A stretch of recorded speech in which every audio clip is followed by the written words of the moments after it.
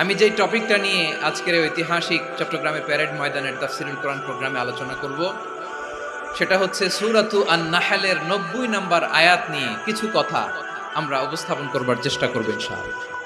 এই আয়াতটা অনেক কম্প্রিহেন্সিভ একটা আয়াত।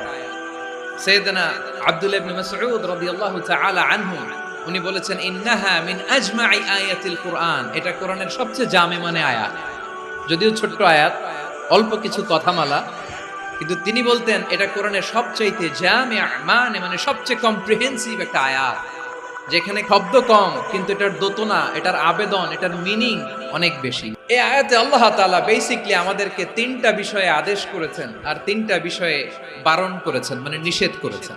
3 do's and 3 don'ts, do's and don'ts, তিনটা আদেশ, তিনটা নিষেধ। এই ছোট্ট একটা আয়াতে গোটা ইসলামী শরিয়ার the gist, the cream of the creams, গোটা ইসলামী শরিয়ার মূল নির্যাসকে আল্লাহ ঢুকিয়ে দিয়েছেন। তিনটা আদেশ আর তিনটা নিষেধ। আসুন আমরা সরাসরি কোরআন থেকে শুনি, সবাই পড়ুন। আউযু বিল্লাহি মিনাশ শাইতানির রাজীম। বিসমিল্লাহির রাহমানির রাহিম। ইন্নাল্লাহা ইয়া'মুরু বিল আদলি ওয়াল ইহসানি ওয়া ইতা'i যিল কুরবা ওয়া ইয়ানহা আনিল ফাহশাই ওয়াল মুনকারি ওয়াল বাগই ইয়া'iযুকুম লা'আল্লাকুম তাযাক্কারুন।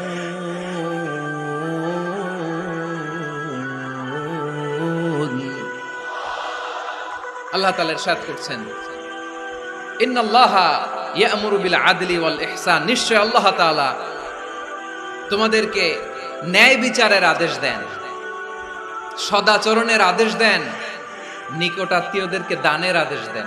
আদেশ কয়টা? নিশ্চয় আল্লাহ তাআলা তোমাদেরকে ন্যায় বিচারের আদেশ দেন,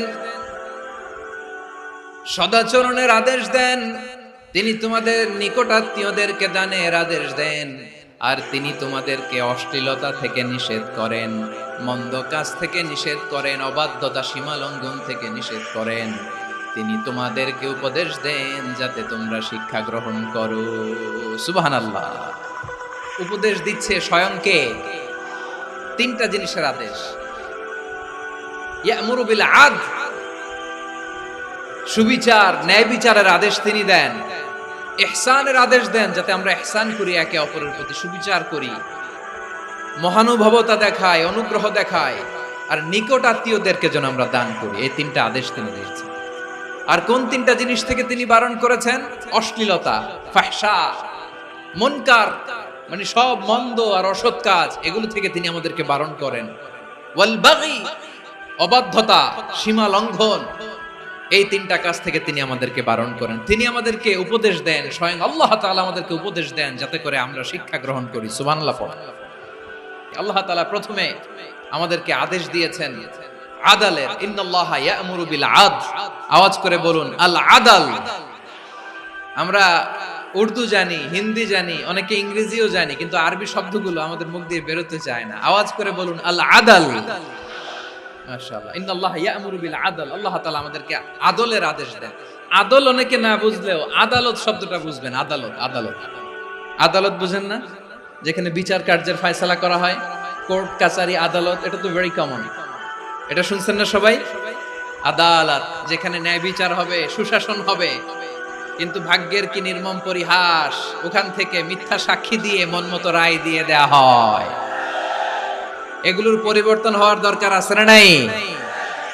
প্রিয় ভাইয়েরা, আদালত, আল আদল, ইংরেজিতে বলে জাস্টিস, ন্যায় বিচার, সুবিচার, সুশাসন, জাস্টিস, আল আদল, সব জায়গায় এই জাস্টিস থাকা দরকার। Justice should be prevailed in the society. The mission of all prophet was to uphold the justice. সব নবীর মিশন ছিল এই জাস্টিসকে, আদালকে, সুশাসন আর সুবিচারকে নিশ্চিত করা। পড়েন সুবহানাল্লাহ। And the core message of every divine scripture was to uphold justice. পৃথিবীর সব আসমানি কিতাবের মূল শিক্ষা ছিল এই জাস্টিসকে সমাজে এনশিওর করা, সুবিচার সুশাসনকে এনশিওর করা।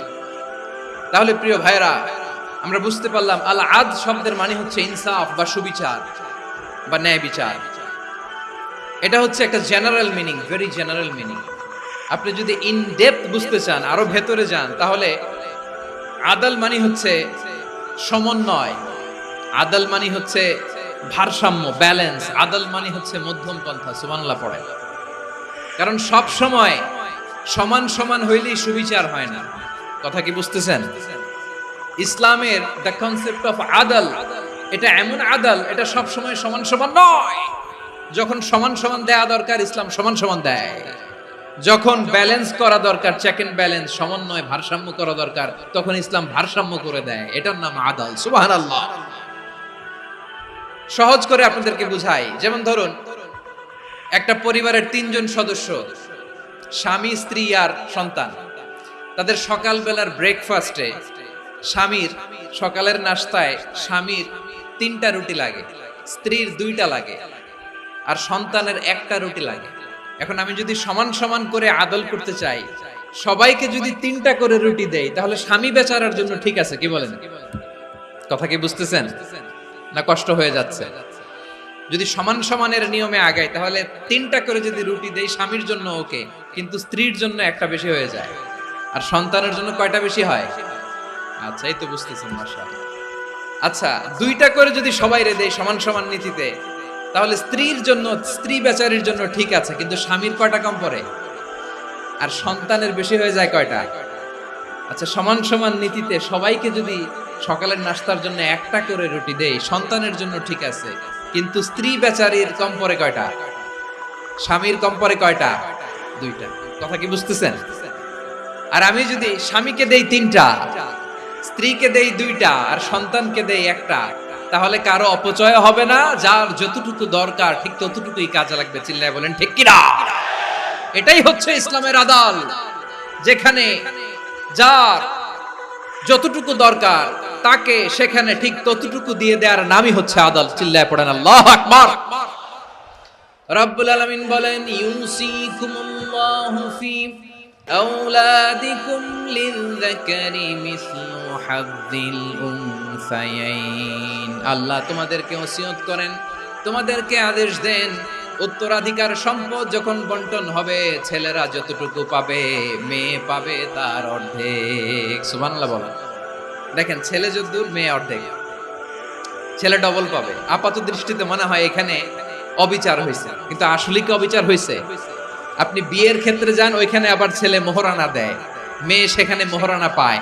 তাহলে চেক এন্ড ব্যালেন্স, ভারসাম্য, ব্যালেন্স, মধ্যম পন্থা এখানে আছে না নাই? এটাই হচ্ছে ইসলামের আদল। আল্লাহ তাআলা এই আদলের আদেশ দিয়েছেন, সুবিচার, ন্যায় বিচার, সুশাসন এবং ভারসাম্যের আদেশ দিয়েছেন। প্রিয় ভাইয়েরা, একটি শান্তিময় সমাজ, একটা সমৃদ্ধ সমাজ, একটা মানবিক সমাজ যদি আমরা পেতে চাই, এই আয়াতের মধ্যে যতগুলো পয়েন্ট আছে সবগুলোর বাস্তবায়ন লাগবে। এই আয়াতে আল্লাহ তাআলা একটা মানবিক সমাজের রূপরেখা টেনেছেন। তার প্রথম কথা হচ্ছে, ইন্নাল্লাহা ইয়ামুরু বিল আদল। আল্লাহ তাআলা তোমাদেরকে আদলের নির্দেশনা দেয়, সুবিচার, সুশাসনের নির্দেশনা দেয়। যে সমাজে আদল থাকে না, সেই সমাজে জুলুম মানুষের ঘাড়ে চেপে বসে। আদলের বিপরীত হচ্ছে জুলুম। আদলের বিপরীত কি? জুলুম বা জাওর, অত্যাচার, অবিচার, বৈষম্য। এই যে বৈষম্য বিরোধী ছাত্র আন্দোলন কমন পড়ছে? এই যে একজন সমন্বয়ক তো দেখা করলো আমার সাথে। জুলুম মানে হচ্ছে বৈষম্য। বৈষম্যের স্থান ইসলামে নাই, অবিচারের স্থান ইসলামে নাই, জুলুমের স্থান ইসলামে নাই। আল্লাহ তাআলা বলেন যে আমি জুলুমকে নিজের জন্য হারাম করেছি এবং তোমাদের জন্য হারাম করেছি। বিশ্বনবী ফরমান, আল্লাহ তাআলা বলেন হাদিসে কুদসিতে, ইয়া ইবাদি ইন্নী হারামতু যুলমা আলা নাফসি ওয়া জাআলতুহু বাইনাকুম মুহাররামান ফালা তাযালামু। আমার গোলামেরা শোনো, নিশ্চয় আমি আল্লাহ তাআলা জুলুমকে আমি আমার উপরে হারাম করেছি, অনুরূপভাবে জুলুম করাকে তোমাদের উপরেও হারাম করেছি। ফলে ফালা তাযালামু, তোমরা একে অপরের সাথে জুলুম করো না। নির্দেশনাটা কার? খবরদার, জুলুমের সাথে আমাদের কোনো সম্পর্ক নাই। আল্লাহ তাআলা আদলের আদেশ দিয়েছেন, আদালতের আদেশ দিয়েছেন, সুশাসনের, ন্যায় বিচারের আদেশ দিয়েছেন। ইন্নাল্লাহা ইয়ামুরু বিল আদল, আমাদেরকে আদল প্রতিষ্ঠা করতে হবে। জুলুমের সাথে ইসলামের কোনো সম্পর্ক নাই। আল্লাহ তাআলা জালিমদের জন্য কঠিন শাস্তি প্রস্তুত করে রেখেছেন। এক্সট্রা জুডিশিয়াল কিলিং এর কোনো হিসাব নাই। বিচার বহির্ভূত হত্যা, এনফোর্স ডিসঅ্যাপিয়ারেন্স, গুম, যেটা সবচাইতে বড় মানবতা বিরোধী অপরাধ। কত মানুষ যে গুম হয়েছে তার কোনো ইয়ত্তা নাই।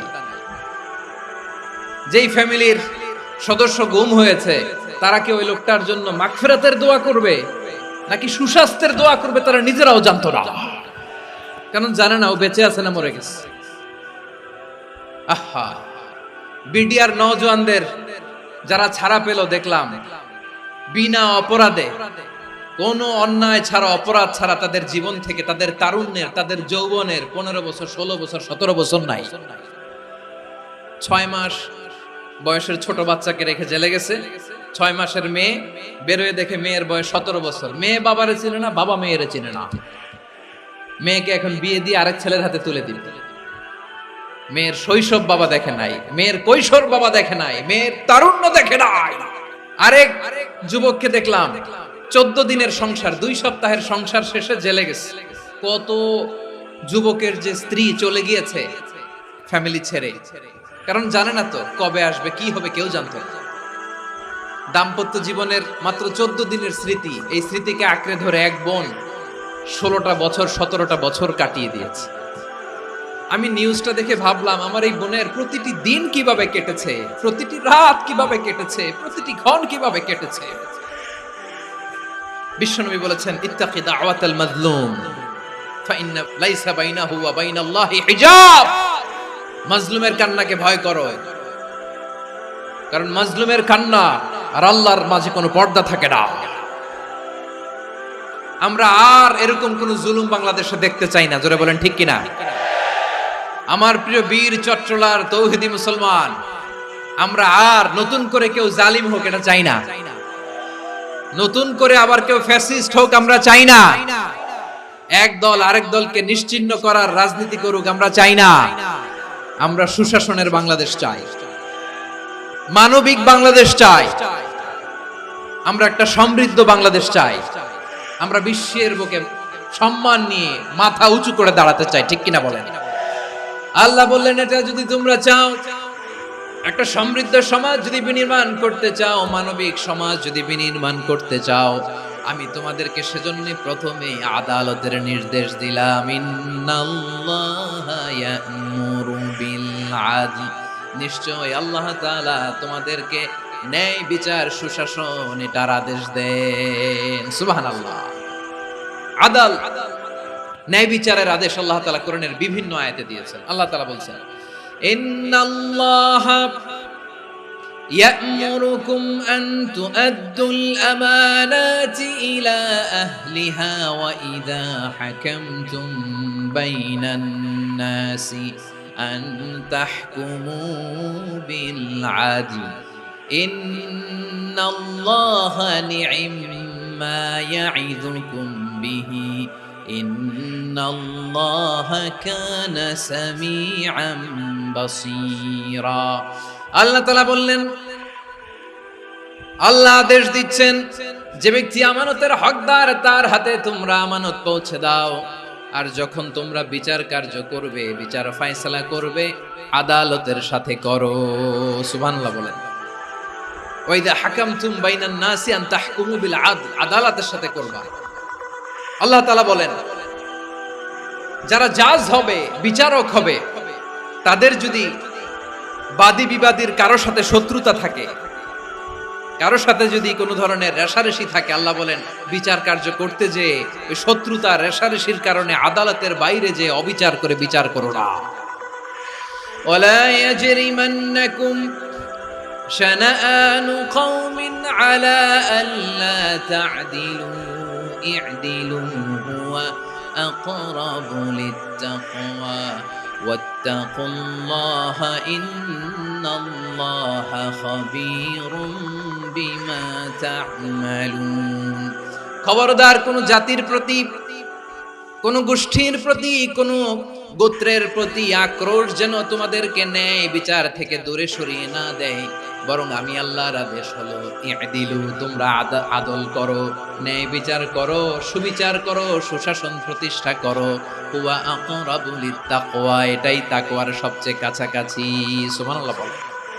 কোরআনের বিভিন্ন আয়াতে আল্লাহ তাআলা স্পেসিফিকলি ধরে ধরে বিচার করার সময় আমরা যেন আদল করি সেটা বলেছেন।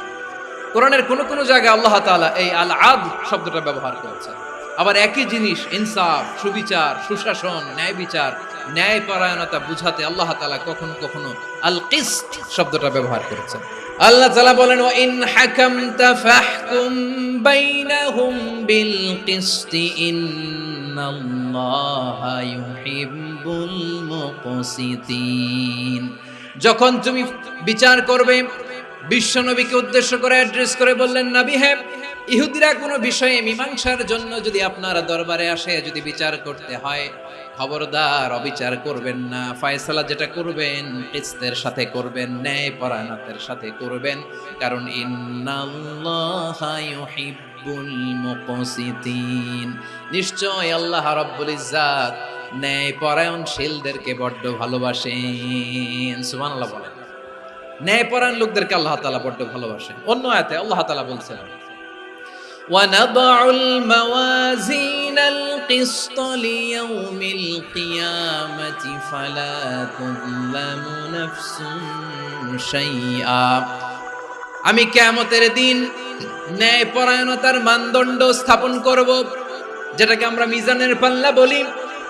আল্লাহ বলেন ন্যায় বিচারের মানদণ্ড কিয়ামতের ময়দানে আমি আল্লাহ স্থাপন করব।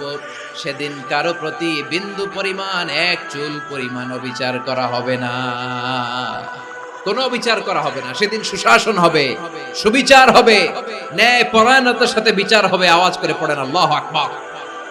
তাহলে প্রিয় ভাইরা, যে তিনটি বিষয়ে আল্লাহ তাআলা আমাদেরকে আদেশ দিয়েছেন, তার প্রথমটা হচ্ছে আদালত, ইনসাফ, সুবিচার, ন্যায় বিচার। এটা আমরা চাই কি চাই না? বিশ্বনবী ন্যায় বিচার, ন্যায় পরায়ণতা, সুশাসন প্রতিষ্ঠিত করেন কি করেন নাই? আপনারা বিশ্বনবীর সিরাত যারা পড়েছেন, আপনি দেখবেন বিশ্বনবীর সিরাতের পরতে পরতে, বাকে বাকে, সিরাতের বাকে বাকে এই আদালতের নমুনা মেলে। সুবহানাল্লাহ বলেন। ছোট্ট একটা নমুনা রাসূল সাল্লাল্লাহু আলাইহি ওয়াসাল্লামের আসিরা আল আতরা থেকে ছোট্ট একটা নমুনা আপনাদের খেদমতে এখানে উপস্থাপন করি। বিশ্বনবী সাল্লাল্লাহু আলাইহি ওয়াসাল্লাম মক্কা বিজয় করলেন ৮ম হিজরিতে। মক্কা বিজয় শেষের দিনই কয়েক সপ্তাহ মক্কাতে অবস্থান করলেন। ইন দ্য মিন টাইম মক্কার একটা ভেরি প্রেস্টিজিয়াস এন্ড ডিগনিফাইড ফ্যামিলির নারী চুরিতে ধরা পড়ল। কিসে ধরা পড়ল? আমাদের সমাজে আসেনি এটা? আছে? ছোট না বড়? হিসাব করে শেষ করা যায় না। ৩.৫ লাখ কোটি টাকা নাই উন্নয়ন প্রকল্পের নামে। ৩.৫ লাখ কোটি টাকা লিখতে পারবেন আপনি? একটানা লিখতে পারবেন? বুঝতেছেন কত বড় সংখ্যা? বনু মাখজুমিয়া গোত্রের এক নারী মক্কায় চুরিতে ধরা পড়ল। বলেন তো চুরি করলে বিধান কি? কি কাটতে হবে? চুরির বিধান হলো হাত কেটে দাও। দাও সেটা গোপনে নয়, প্রকাশ্যে জনসম্মুখে হাত কেটে দাও। বনু মাখজুমিয়া গোত্রের নারী যখন চুরিতে ধরা পড়লো, সাহাবারা চিন্তায় পড়ে গেলেন। সবেমাত্র মক্কার লোকেরা কালিমা পড়ে মুসলমান হয়েছে, ইসলামের আইন কানুন তেমন জানে না, ইসলামী শরিয়ার সাথে বেশি পরিচিত নয়। এখন যদি বিশ্বনবী চুরির যেই বিধান এটা যদি কায়েম করে হাত যদি কেটে দেয়, না জানি মক্কার লোকেরা আবার বিগড়ে যায়, না জানি মক্কার লোকেরা আবার মুরতাদ হয়ে যায়, না জানি মক্কার লোকেরা ইসলাম থেকে দূরে সরে যায়। চলো চলো, সাহাবীরা মিলে পরামর্শ করলেন, চলো বিশ্বনবীর কাছে যে বলি, ও নবী, শুধু কেবলমাত্র একমাত্র এই নারীর জন্য চুরির হাত কাটার বিধানটা আপনি একটু থামিয়ে দেন। চুরির হাত কাটার যে বিধান এখানে একটু রহিত করে দেন, বাকিগুলা কইরেন মদিনাতে যে চলবে, কিন্তু মক্কায় এবারের জন্য মাফ করে দেন। কিন্তু কে বলবে? এই যে পরামর্শ, সাজেশন, এটা কে দিবে বিশ্বনবীর কাছে? সাহাবারা চিন্তায় পড়ে গেলেন। আল্লাহর নবীর সামনে দাঁড়িয়ে আল্লাহর দেয়া হুদুদ, আল্লাহর দেয়া বিধান থামিয়ে দেওয়া, মাফ করে দেওয়া, এই কথা বিশ্বনবীর সামনে বলার সাহস তো কেউ রাখে না। কেউ কেউ বলল বিশ্বনবীর পালক পুত্র যায়েদ বিন হারেসার সন্তান উসামারে বিশ্বনবী নাতির মতো আদর করে, বড্ড বেশি ভালোবাসে উসামারে। এজন্য সাহাবারা উসামাকে বলতো হিব্বু রাসূলিল্লাহ, বিশ্বনবীর ভালোবাসা। কি বলতো? সাহাবীরা বললেন বিশ্বনবীর ভালোবাসা হিব্বু রাসূলিল্লাহ, উসামারে পাঠাও। উসামারে বিশ্বনবীর নাতির মতো স্নেহ করে, মায়া করে, ভালোবাসে। আমরা পারবো না, উসামা পারবে। সবাই মিলে ফুলিয়ে খুশিয়ে ওসামাকে, ছোট্ট ওসামাকে রাজি করালো। ওসামা এমন এমন কথা যে তুমি বিশ্বনবীর কাছে বলতে হবে, পারবা নাকি? ওসামা বলে পারবো। সাইয়েদনা ওসামা রাদিয়াল্লাহু তাআলা আনহু তরুণ সাহাবী বিশ্বনবীর কাছে গেলেন, যে বললেন নবী, বনু মাখজুমিয়া গোত্রের এক নারী চুরিতে ধরা পড়েছে, এবারের জন্য কি এই মহিলাটারে মাফ করে দিলে হয় না? এবারের জন্য একটু ক্ষমা করা যায় না নবী? বিশ্বনবী বলেন আতাশফাউ ফি হাদ্দিম মিন হুদুদিল্লাহ, তোমার এত বড় সাহস উসামা, তুমি আল্লাহর হাদ, আল্লাহর দেয়া বিধান, এটার ব্যাপারে সুপারিশ করতে এসেছো? তোমরা কি জানো তোমাদের আগে যত কওম, যত গোত্র, যত জনপদ ধ্বংস হয়েছে তার কারণ ছিল তাদের মধ্যে গরিবরা অন্যায় করলে তারা বিচার করত, আর ধনীরা অন্যায় করলে তারা মাফ করে দিত। খবরদার! ওয়া আইমুল্লাহ লাউ আন্না ফাতিমাতা বিনতি মুহাম্মাদিন সারাকাত লাকাতা মুহাম্মাদুন ইয়াদাহা। বিশ্বনবী বললেন, ওরে ওসামা, বানু মাখজুমিয়ার ওই প্রেস্টিজিয়াস এন্ড ডিগনিফাইড ফ্যামিলির মেয়ে তো দূর কি বাত, অনেক দূরের কথা। জেনে রেখো ওসামা, আমার কলিজার টুকরা নয়নের পুটুলি ফাতেমাও যদি মক্কার জমিনে আজকে এই চুরির দায়ে ধরা পড়তো, আমি বিশ্বনবী মুহাম্মাদুর রাসূলুল্লাহ ধরে ফাতেমার ডান হাতটা কেটে দিতে এক বিলম্ব দেরি করতাম না। ইন্নাল্লাহা ইয়া'মুরু বিল আদল, আমাদেরকে জাস্টিস শিখায়। পশ্চিমারা আমাদেরকে ইনসাফ শিখায়, আমাদেরকে সুশাসন শিখায়। আর ইনসাফ, সুশাসন, ন্যায় বিচার, সুবিচার, জাস্টিস কারে বলে বিশ্বনবীর বায়োগ্রাফি থেকে জেনে নাও। এই ছিল বিশ্বনবী ইসলামের আদালতের নমুনা। আপনি যদি সাইয়েদনা ওমর ফারুকের জীবনের দিকে তাকান, এমন কঠোর, এমন বীর সেনানী ছিলেন। সাইয়েদনা ওমর ফারুক যদি রাস্তার এই মাথা দিয়ে হাঁটা শুরু করতেন, শয়তান ওমর ফারুককে দেখলে ওই রাস্তা রেখে দিয়ে অন্য রাস্তা দিয়ে হাঁটতো। সুবহানাল্লাহ। ওমর ফারুক রাদিয়াল্লাহু তাআলা কি পার্সোনালিটি ছিল, কি পার্সোনালিটি! আমাদের এলাকায় ছোট বাচ্চারা রাতে ভাত খেতে চায় না, আমার মেয়েটাও খেতে চায় না। এই এটা দিব, ওইটা দিব, আজকে মাহফিলে আসার সময় বলে দিছে লিস্ট করে এটা এটা আনতে হবে। তো ছোট্ট বাচ্চাদের অনেক বায়না থাকে, ওরা রাতে খেতে চায় না। তো মায়েরা বিভিন্ন ভয় দেখায়, এই বাঘ আসবে, বাঘ আসবে খাও, এই ভূত আসবে, ভূত আসবে খাও। আপনারা কি বলেন চট্টগ্রামে? ভূত, ভূত, ভূত আসবে, বাঘ আসবে, খাও খাও খাও, তাড়াতাড়ি খাও। তো বাচ্চারা এগুলো শুনে ভয়ে খেতে শুরু করে। মদিনার জমিনেও একই ঘটনা ঘটতো। মদিনার ছোট্ট ছোট্ট সোনামণিরা খেতে চাইতো না, তো মায়েরা বলতো হা হুয়া ইয়াতি উমর, হা হুয়া ইয়াতি উমর, ওই যে ওমর আসতেছে, ওমর। ওমরে ফারুকের কথা শুনলে বাচ্চারা একেবারে ঠান্ডা। প্রভু তুমি বলেছ রাসূল দেবে না, বলনি দেবে না ওমর, বলনি দেবে না হামজা তারি, খালিদ বিজয় সমর। প্রভু তুমি বলেছ রাসূল দেবে না, বলনি দেবে না ওমর, বলনি দেবে না হামজা তারি, খালিদ বিজয় সমর। প্রভু তুমি বলেছ রাসূল দেবে না। আল্লাহু আকবার।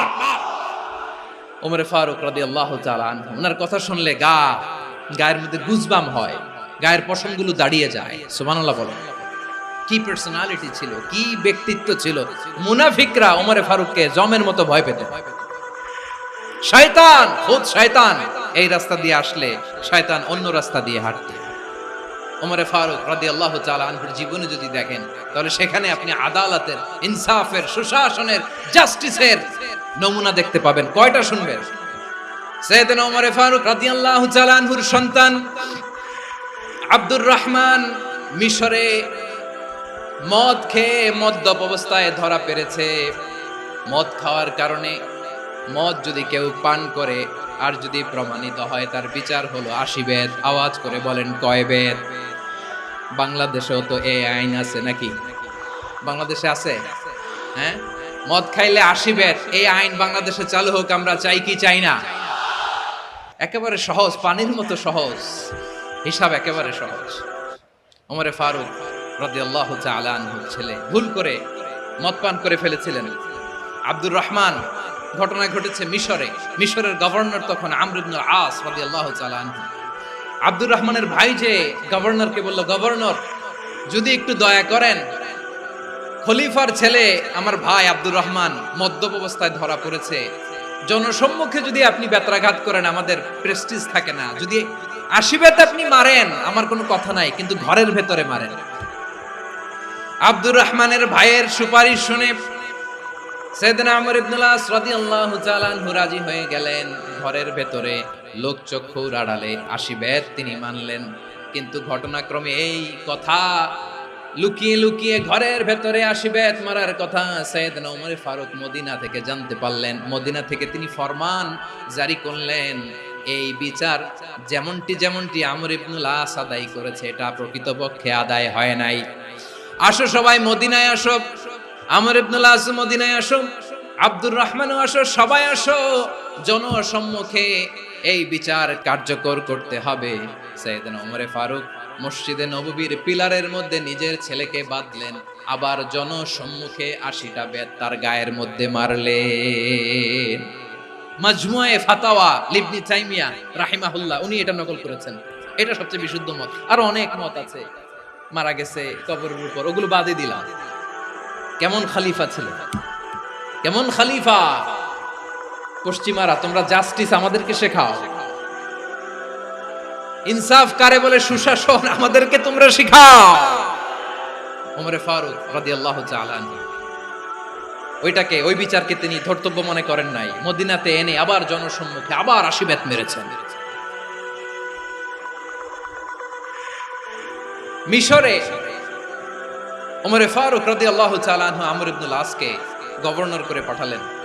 সেখানে আমর ইবনুল আসের ছেলে একটা প্রতিযোগিতায় রানার আপ হয়েছে। এক মিশরি সেখানে চ্যাম্পিয়ন হয়েছে। রানার আপ বুঝতে পেরেছেন তো? সেকেন্ড হয়েছে।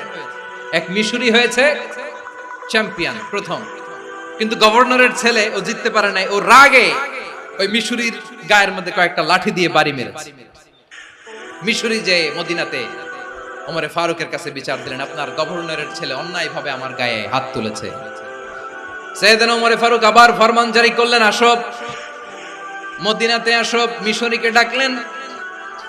ওই মিশরের গভর্নর আমর ইবনুল আস রাদিয়াল্লাহু তাআলা আনহুকে ডাকলেন, তার ছেলেকেও ডাকলেন। সবাই বসে রইল। আমর ইবনুল আস রাদিয়াল্লাহু তাআলা আনহু মাথা নিচু করে বসে আছেন, লজ্জায় কাচুমাচু। হায় হায়, আজকে আমার ছেলের কারণে আমিরুল মুমিনিন খলিফাতুল মুসলিমিন ওমরে ফারুকের কাছে আমি জনসম্মুখে লজ্জিত হচ্ছি। সাইয়েদনা ওমরে ফারুক বললেন, এই নাও লাঠি। গভর্নরের ছেলে তোমার মাথার মধ্যে যতগুলো বাড়ি মেরেছে, আজকে জনসম্মুখে তুমি অতগুলা বাড়ি মারো।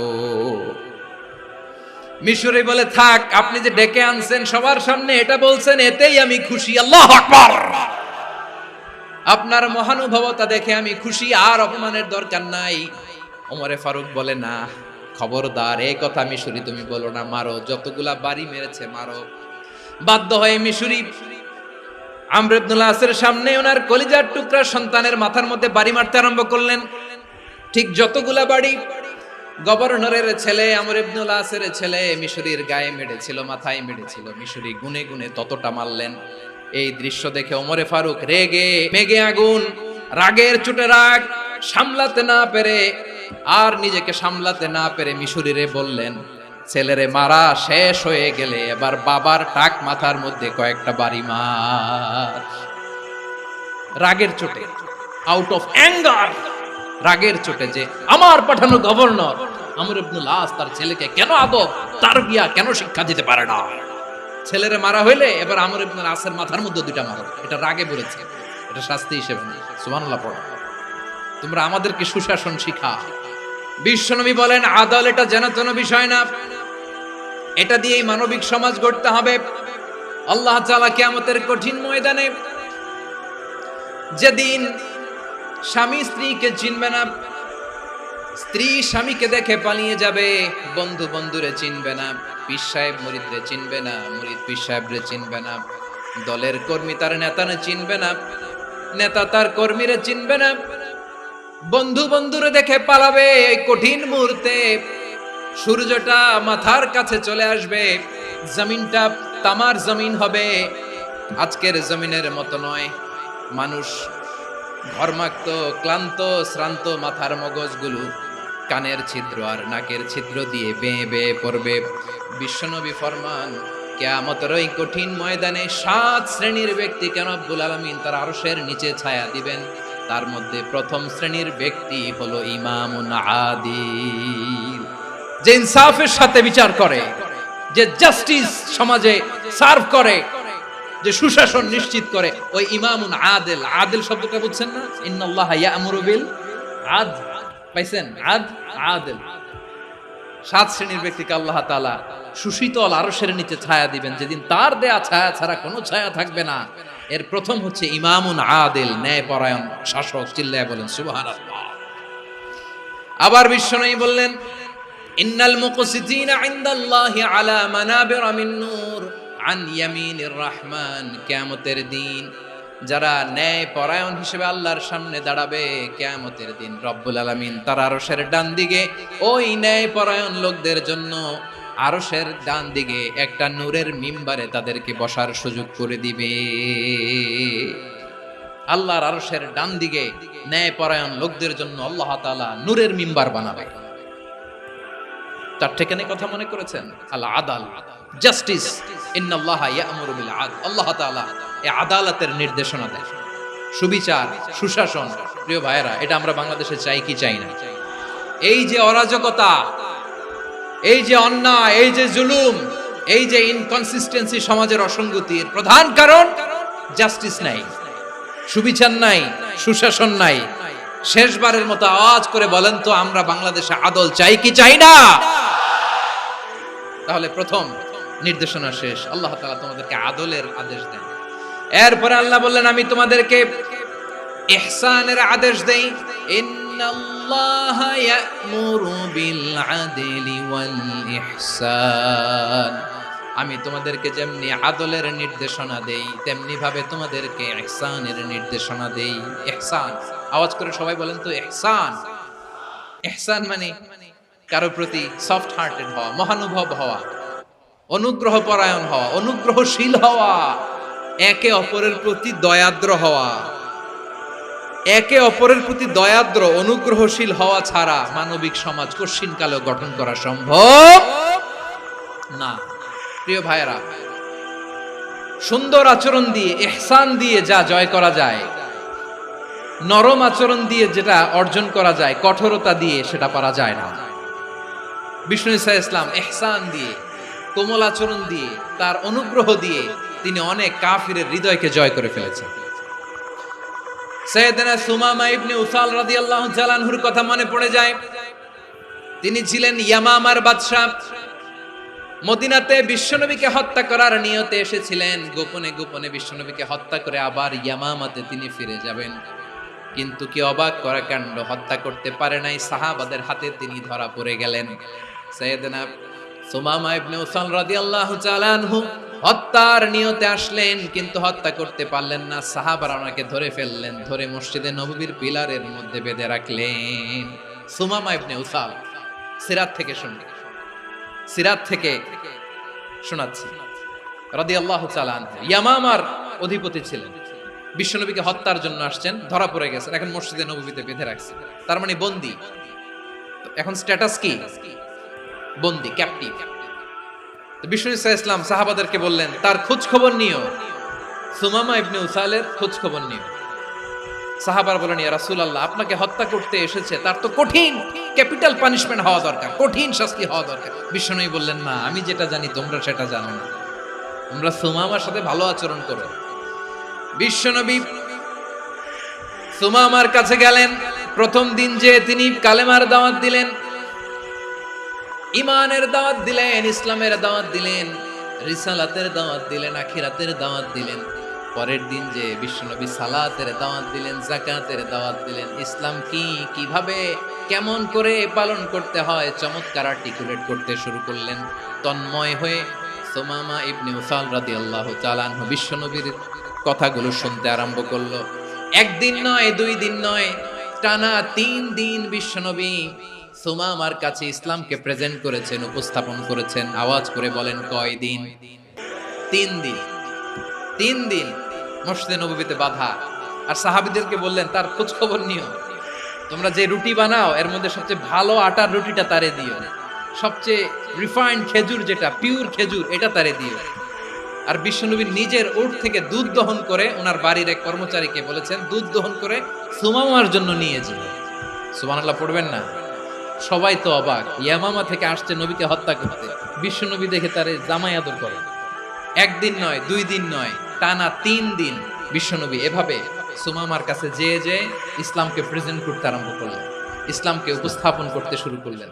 আর তাকে চমৎকার এন্টারটেইনমেন্ট, আপ্যায়ন দিতে আরম্ভ করলেন। টানা 3 দিন যখন ইসলামের দ্য বিউটিজ অফ ইসলাম, ইসলামের সুমহান বাণী, সৌন্দর্য তার কাছে উপস্থাপন শেষ, তাকে আপ্যায়ন শেষ, বিশ্বনবী বললেন সাহাবাদেরকে, যাও এবার সুমামার হাতের পায়ের রশি দুটো খুলে দাও।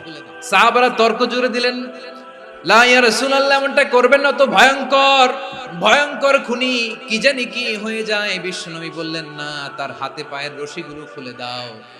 সাহাবারা বিশ্বনবীর কথা মতো তার হাতে পায়ের রশিগুলো খুলে দিল।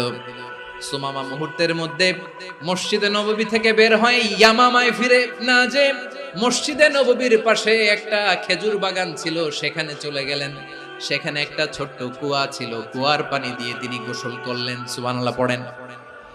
কুয়ার পানি দিয়ে গোসল করে মসজিদে নববীর সামনে এসে বিশ্বনবী এবং সাহাবাদের সামনে দাঁড়িয়ে সাব্বাবা উঁচু করে বললেন, আশহাদু আল্লা ইলাহা ইল্লাল্লাহ ওয়া আশহাদু আন্না মুহাম্মাদান আবদুহু ওয়া রাসূলুহু। আমি সাক্ষ্য দিচ্ছি আল্লাহ ছাড়া কোনো ইলাহ নাই, আর মুহাম্মদ আল্লাহ তাআলার প্রেরিত বান্দা এবং রাসূল। প্রিয় ভাইয়েরা, ইহসান দিয়ে যা জয় করা যায়, কঠোরতা দিয়ে সেটা কঠিনকালেও জয় করা যায় না। আওয়াজ করে বলেন, ঠিক কি না? এবার সুমামা দাঁড়িয়ে বলে, ওগো নবী, আমি তো কালিমা পড়ে মুসলমান হয়ে গেলাম, এবার শোনেন, এই মুহূর্তের আগে আপনার চেহারার চাইতে নিকৃষ্ট কোনো চেহারা আমার কাছে ছিল না, কিন্তু শাহাদা পাঠ করার পরে আপনার চেহারার চাইতে উত্তম শ্রেষ্ঠ কোনো চেহারা আমার কাছে আর নাই। ও নবী, আজকের দিনের আগে ইসলাম ধর্মের চেয়ে নিকৃষ্ট অপছন্দনীয় কোনো ধর্ম আমার কাছে ছিল না, কিন্তু এই মুহূর্ত থেকে ইসলামের চেয়ে সেরা শ্রেষ্ঠ পছন্দনীয় কোনো ধর্ম আমার কাছে নাই। নবী গো, আজকের দিনের আগে মদিনার চাইতে অপছন্দনীয় নিকৃষ্ট কোনো শহর আমার কাছে ছিল না, কিন্তু এই মুহূর্তের পর থেকে মদিনার চাইতে কোনো শ্রেষ্ঠ শহর আমার জানা নাই। সে ছিল গমের বড় ডিলার, গম বেচত। কি বেচত? তার গম কিনে মক্কার লোকেরা রুটি খাইতো। সে ঘোষণা দিল, আজকে থেকে মক্কাবাসীদের জন্য সব গম আমি হারাম করে দিলাম, মক্কাবাসী এখন না খেয়ে মরে। সুবহানাল্লাহ পড়বেন না? মক্কাবাসী বিশ্বনবীর কাছে আসলেন, এসে বললেন, মুহাম্মদ, আমরা তো তোমার ভাই, তোমার চাচা, তোমার ভাতিজা, তোমার আত্মীয়, তুমি সুমামারে বলো সে যেন আবার গমের সাপ্লাই মক্কার জন্য অনুমতি দিয়ে দেয়। বিশ্বনবীর অনুমতি ক্রমে সুমামা আবার মক্কাতে গম পাঠাতে শুরু করলো। পড়েন সুবহানাল্লাহ। ইহসান, ইহসান দিয়ে আপনি যেটা জয় করতে পারবেন, you can win the heart of your enemies. ইহসান দিয়ে আপনি আপনার শত্রুর হৃদয়কে জয় করতে পারবেন। এজন্য আল্লাহ বললেন, ওয়া আনফিকু ফি সাবিলিল্লাহি ওয়া লা তুলকু বিআইদিকুম ইলাত তাহলুকা ওয়া আহসিনু ইন্নাল্লাহা ইউহিব্বুল মুহসিনিন। তোমরা আল্লাহর রাস্তায় দান করবে আর নিজেরা নিজেদেরকে ধ্বংসের হাতে ঠেলে দিও না। তোমরা একে অপরের প্রতি ইহসান করবে, কারণ ইহসানকারীদেরকে আল্লাহ বড় ভালোবাসেন। সুবহানাল্লাহ পড়েন। আবার সূরা রহমানে আল্লাহ বললেন, হাল জাযাউল ইহসানি ইল্লাল ইহসান ফাবিআইয়ি আলা, সবাই পড়েন, ফাবিআইয়ি আলাই রাব্বিকুমা তুকাযযিবান। ইহসানের প্রতিদান হিসেবে ইহসানি হয়। বিশ্বনবী সুমামার প্রতি যেমন ইহসান করেছেন, সুমামাও ঠিক তেমন ইহসান ফিরিয়ে দিয়েছে। ঠিক কিনা বলেন? তাহলে 1 নম্বরে হচ্ছে আদ, ন্যায় বিচার। 2 নম্বরে সবাই বলেন ইহসান, সদাচরণ। ইহসান দুই ধরনের প্রিয় ভাইরা, ইহসান ফিল ইবাদা, ইহসান ফিল মুআমালা। ইহসান ফিল ইবাদা হচ্ছে একাগ্র অনুভবে ইবাদতে ডুব দেওয়া, এর নাম ইবাদতের ইহসান। সুবহানাল্লাহ। বিশ্বনবী বলেন ইহসান মানে কি জানো নাকি? হাদিসে জিবরিলে সাইয়েদনা জিবরিল আলাইহিস সালাম বিশ্বনবীকে বললেন আখবিরনি আনিল ইহসান। নবী আমাদেরকে বলেন ইহসান মানে কি? বিশ্বনবী বললেন আনতা আবুদাল্লাহা কাআন্নাকা তারাহু ফাইন লাম তাকুন তারাহু ফাইন্নাহু ইয়ারাক। ইহসান মানে হলো এমন ভাবে তুমি আল্লাহর সামনে নিজেকে উজাড় করে ইবাদত করবে, তুমি ভাববে তুমি আল্লাহকে দেখতে পাচ্ছ। আর এটা যদি ভাবা তোমার জন্য কঠিন হয়ে যায়, অন্তত এতটুকু তুমি ভাববা যে আল্লাহ তোমাকে দেখতে পাচ্ছেন। ঠিক কিনা বলেন? আমার বীর চট্টলার ভাইয়েরা, কেউ যেটা দেখে না সেটা দেখে কে? এই বিশ্বাস হৃদয়ের মধ্যে আছে? নামাজে যখন দাঁড়ান এই ফিলিংসটা আনা যাবে? এসা পর্যন্ত যে আমরা হায়াত পাবো কোনো গ্যারান্টি আছে? সবাই আওয়াজ করে বলেন গ্যারান্টি আছে? গ্যারান্টি নাই। এজন্য বিষ্ণু ইসলাম বলেছেন এমন ভাবে নামাজে দাঁড়াও, ইবাদত করো, মনে করো হতে পারে এটাই আমার জীবনের শেষ নামাজ। Perform the salah as if this is your last and final prayer. এমন ভাবে সালাতে দাঁড়াও, ভাবো হতে পারে এটাই তোমার জীবনের শেষ নামাজ। এমন ভাবে নামাজে দাঁড়াও, ভাবো এটাই শেষ নামাজ। তাহলে নামাজে একাগ্রতা বাড়ায় দিবে কে? ফলে ইবাদতের ইহসান আমাদের অর্জিত হবে।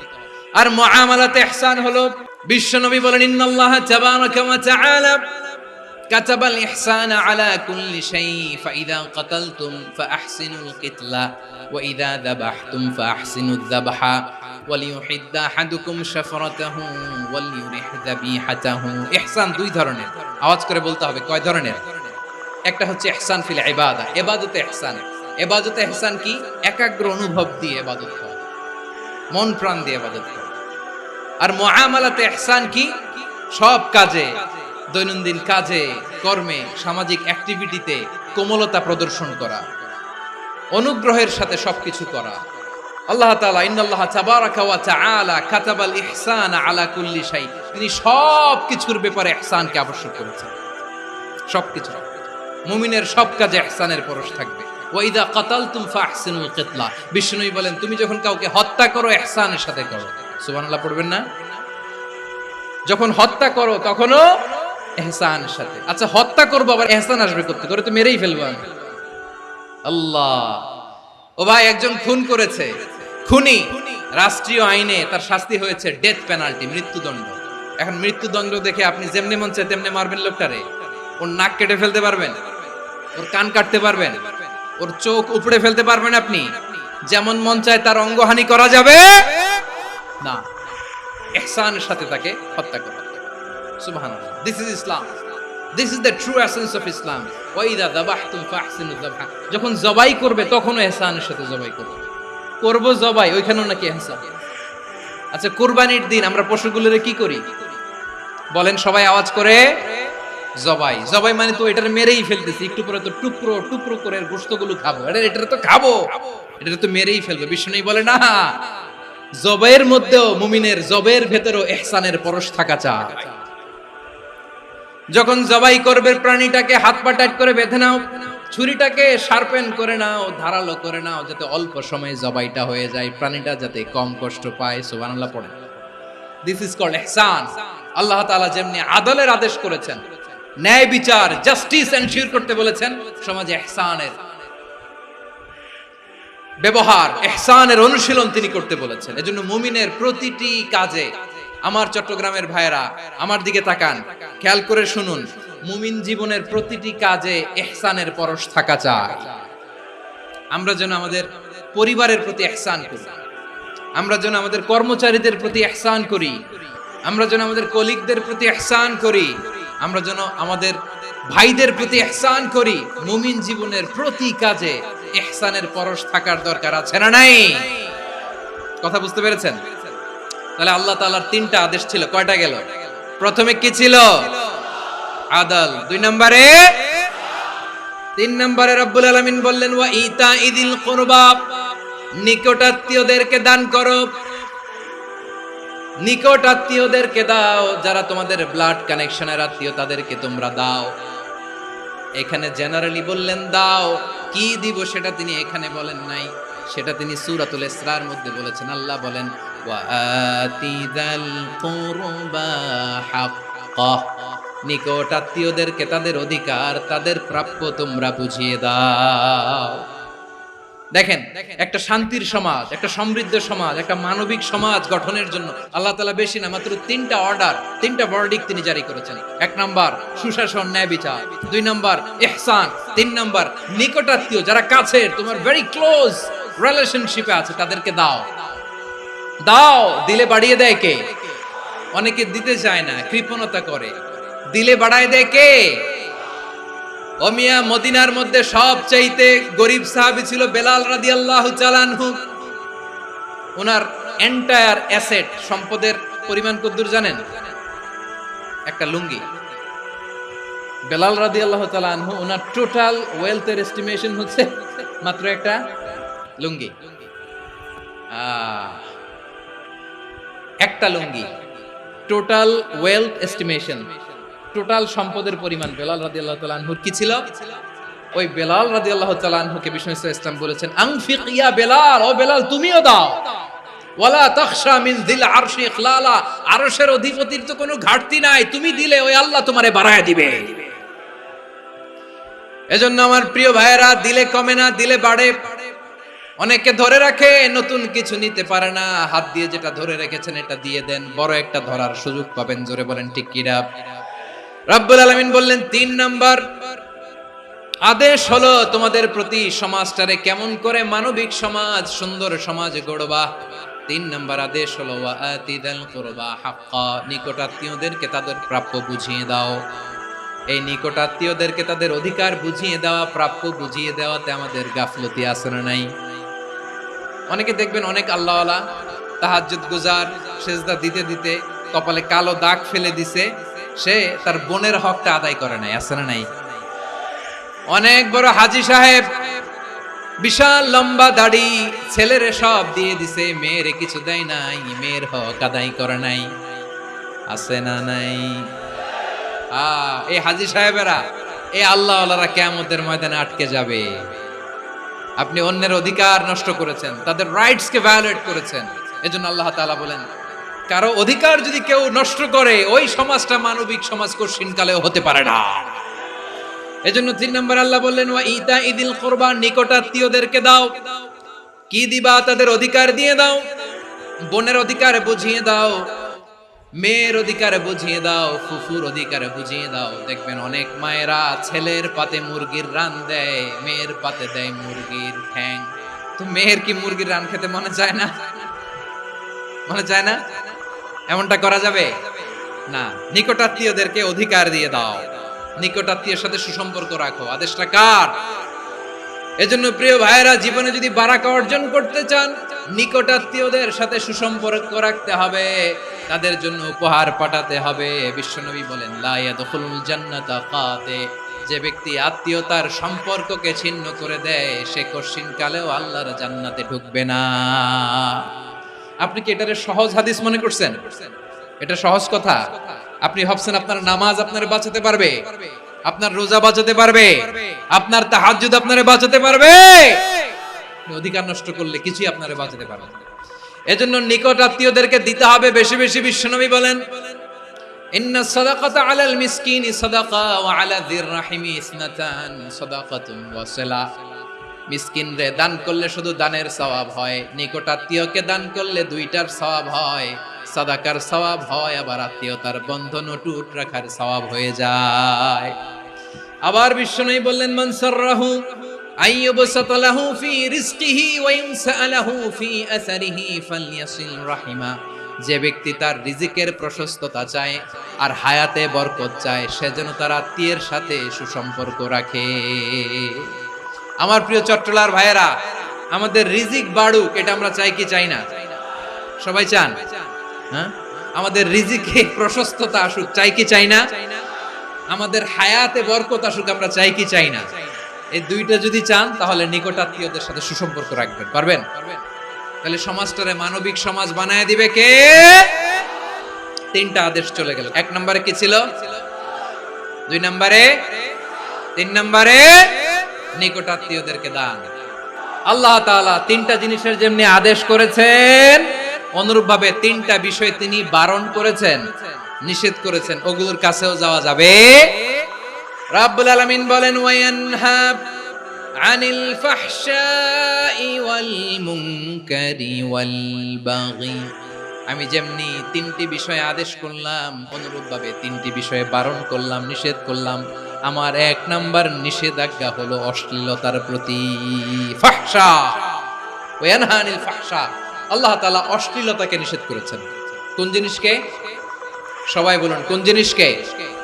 যত ধরনের, যত টাইপের, যত ক্যাটাগরির অশ্লীলতা হতে পারে সব অশ্লীলতাকে হারাম করেছেন কে? ফাহশা মানে কি? কথায়, কাজে, আচরণে, কমেন্ট, ফেসবুকের কমেন্টসে যত ধরনের নোংরামো আছে, যত ধরনের অশ্লীলতা আছে, এটাকে আরবিতে বলে ফাহশা।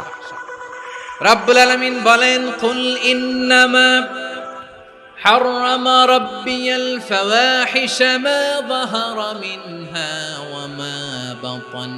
ও নবী, আপনি বলে দেন, আমার রব প্রকাশ্য, অপ্রকাশ্য, স্পষ্ট কিংবা অস্পষ্ট, দৃশ্যমান কিংবা অদৃশ্যমান সব অশ্লীলতাকে হারাম করেছেন। সব ধরনের অশ্লীলতা হারাম। আল্লাহ তাআলা আমাদেরকে অশ্লীলতা থেকে বাঁচান। এবার বলেন, আমাদের সমাজে অশ্লীলতা আছে না নাই? অশ্লীলতা নানা ভাবে, নানা নামে, নানা মোড়কে আমাদের সমাজে আছে না নাই? সংস্কৃতির নামে, ফ্যাশনের নামে, বিনোদনের নামে, উপন্যাসের নামে, কনসার্টের নামে অশ্লীলতা আছে না নাই? আপনি দেখেছেন কনসার্টগুলোর অবস্থা? আমাদের তরুণ তরুণীরা, আমাদের যুবক যুবতীরা, আমাদের জেনজিরা, কি অবস্থা ওইখানে? কনসার্টের নামে অশ্লীলতা আছে না নাই? ছেলে মেয়ে একে অপরকে জড়ায় ধরতেছে, একে অপরকে চুমু খাচ্ছে, প্রকাশ্যে, দিবালোকে, গণমানুষের সামনে। আল্লাহ তাআলা এই অশ্লীলতা থেকে আমাদেরকে বেঁচে থাকতে বলেছেন। রূপালী জগতের নামে অশ্লীলতা আছে না নাই? এই টার্মটা আপনারা জানেন না? রূপালী জগৎ কি জগৎ? আসলে কি রূপালী জগৎ না অন্ধকার জগৎ? আমার বোনেরা, আপনাদেরকে যে কি বলে তারা বুঝায়, রূপালী জগৎ শুনেই আপনি ভরকে যাবেন না। রূপালী জগতে যে নারী যত বেশি উলঙ্গ, সে নাকি তত বেশি সাহসী। জানেন? বলে এটা একটা সাহসী নারী, খুব সাহসী পদক্ষেপ তার। যত বেশি শরীর থেকে কাপড় নামাতে পারবে, যত বেশি বস্ত্রহীন হয়ে নিজেকে প্রেজেন্ট করতে পারবে, সে নাকি তত বেশি সাহসী। আমার চট্টলার ভাইয়েরা, শয়তানের প্রথম এজেন্ডা ছিল বনি আদমকে বস্ত্রহীন করা। সে আদম এবং হাওয়া আলাইহিস সালামকে নিষিদ্ধ গাছের ফল খাইয়ে তাদেরকে বস্ত্রহীন করেছে। এই জামিনেও সে আমাদেরকে বস্ত্রহীন করতে চাইবে। এই রূপালী জগতের নামে তারা এটা করে। আমার প্রিয় বোনেরা, আপনি জানেন না আপনার দাম কত? ওরা আপনাদেরকে বিজ্ঞাপনের সস্তা পণ্য বানাতে চায়। ওরা আপনাদেরকে ওদের ভোগের লিপসার টুলস বানাতে চায়। ওরা আপনাদেরকে দিয়ে ওদের খায়েশ পূরণ করতে চায়। এটা আপনাদের জন্য মোটেও ডিগনিটি নয়, এটা আপনাদের জন্য সম্মান নয়। আপনার সম্মান শালীনতায়, আপনার সম্মান হেজাবে, আপনার সম্মান ভদ্রতায়, আপনার সম্মান আপনার ডিসেন্ট পোশাকে। পোশাক বলে দেয় এই নারীটা ভদ্র না অভদ্র। পোশাক বলে দেয় এই মেয়েটা কোন ঘরের মেয়ে। আপনি জানেন না? আপনারা সস্তা পণ্য বানায়, ভোগের পণ্য, বিলবোর্ডে আপনাকে উলঙ্গ করে উপস্থাপন করে। এই অশ্লীলতার সাথে ইসলামের কোন সম্পর্ক। এজন্য আল্লাহ বলেন, আমি অশ্লীলতাকে হারাম করেছি। অশ্লীলতাকে হারাম করার প্রথম কারণ হলো এর মাধ্যমে মানবতাকে অপমানিত করা হয়। কারণ মানুষের সম্মান মানুষের পোশাকে।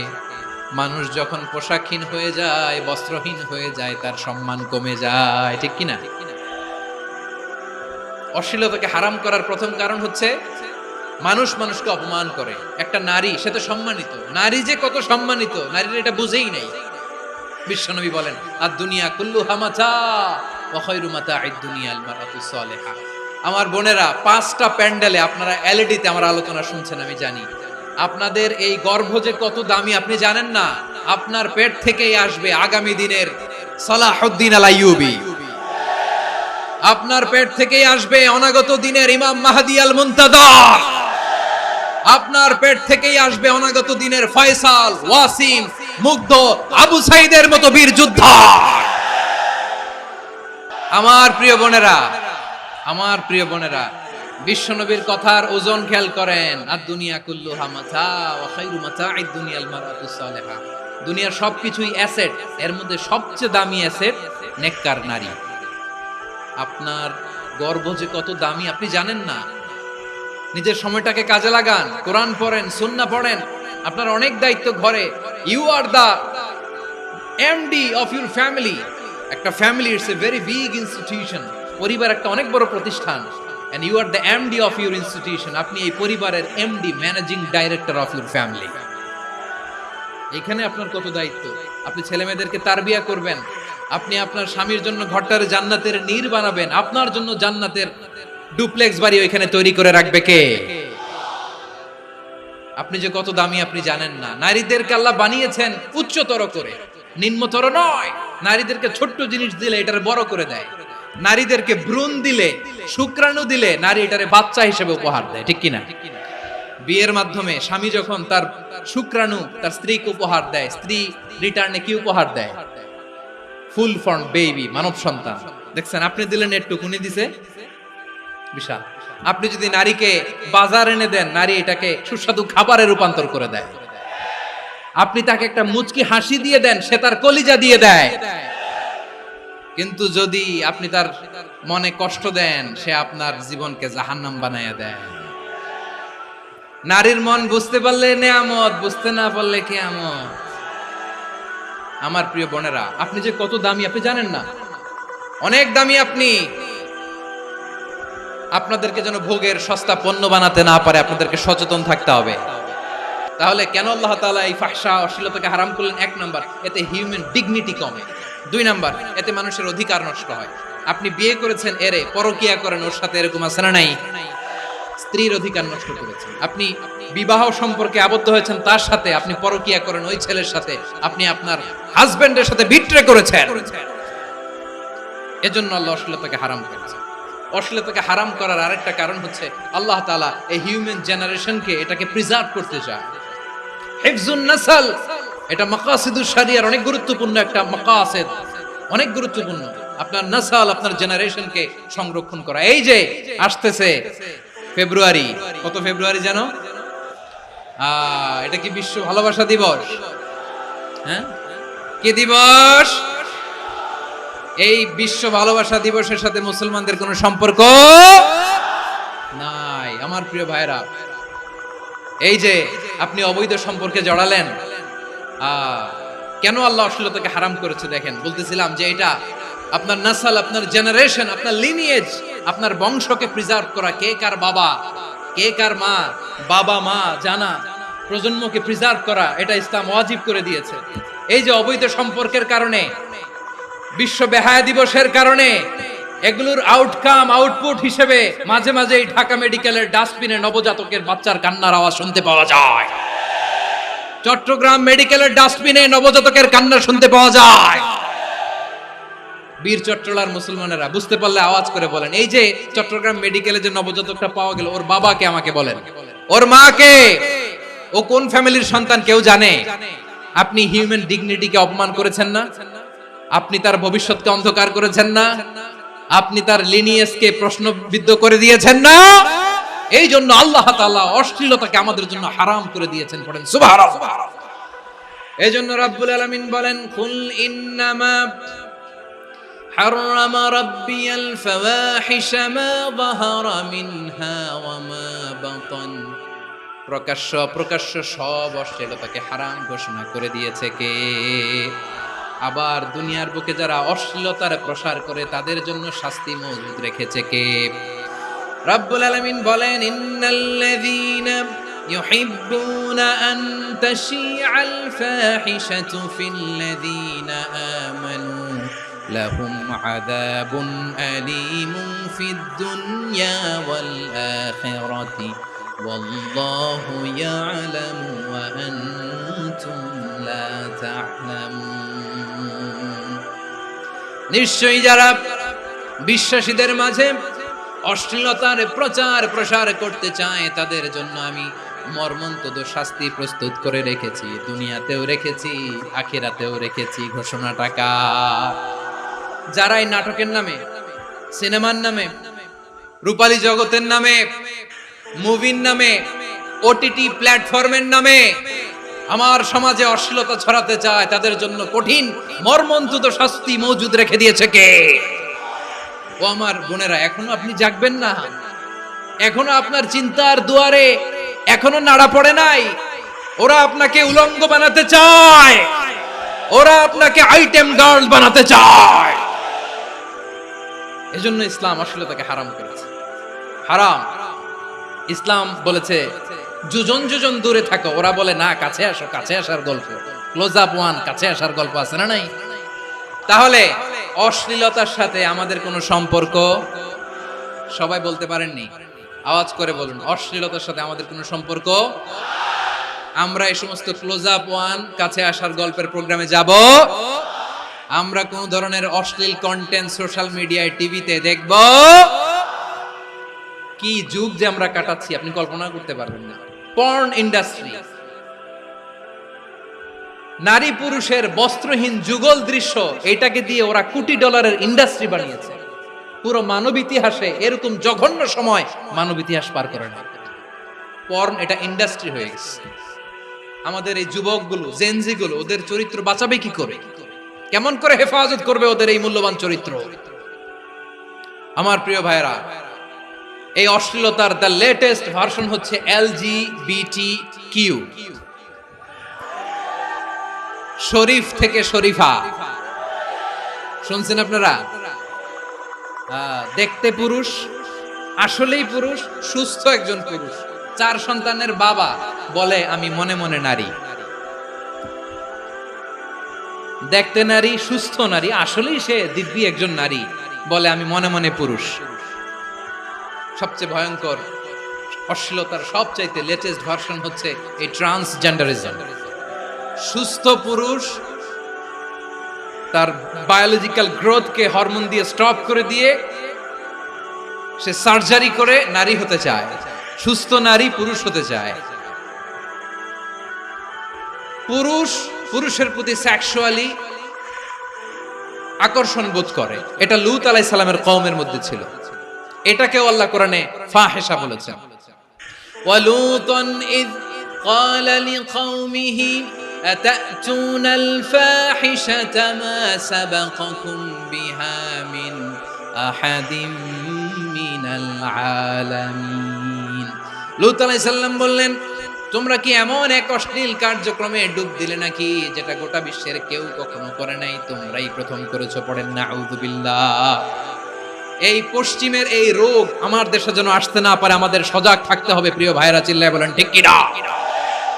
পশ্চিমের অবস্থা ভয়ঙ্কর। পাশ্চাত্যে, আমি যুক্তরাষ্ট্রে ছিলাম অনেকদিন, কয়েক মাস, বিভিন্ন স্টেটে ঘুরেছি। গার্ডিয়ানরা উদ্বিগ্ন। ছেলে মেয়েদেরকে, ছোট্ট ছেলে মেয়ে, ওদেরকে জিজ্ঞেস করে, তুমি how do you feel right now inside yourself? তুমি ভিতরে ভিতরে কেমন ফিল করো? তোমার কি ছেলে ছেলে লাগে না মেয়ে মেয়ে লাগে? আচ্ছা বলেন, এই ছোট্ট বাচ্চাটা ওকে এগুলো জেন্ডার অ্যাসাইনমেন্ট বলতে এগুলো কিছু বুঝে? এইভাবে মিসগাইড করা হচ্ছে। কৌতূহল বশত ছোট্ট ছেলে যদি বলে আমার তো মেয়ে মেয়ে লাগে, তখন বলে যে না তুমি মেয়ে, ছেলে না। মা বাবা বাধা দিলে ওকে আলাদা গভর্নমেন্ট হাউসে নিয়ে যান। ভয়ঙ্করতম অবস্থা। আমরা একটা সময় শুনতাম যে হুজুর আমার ছেলেটা খুব ভালো, হাফেজে কোরআন, আল্লাহওয়ালা। হুজুর আমার ছেলে দাড়ি রাখছে, আল্লাহওয়ালা।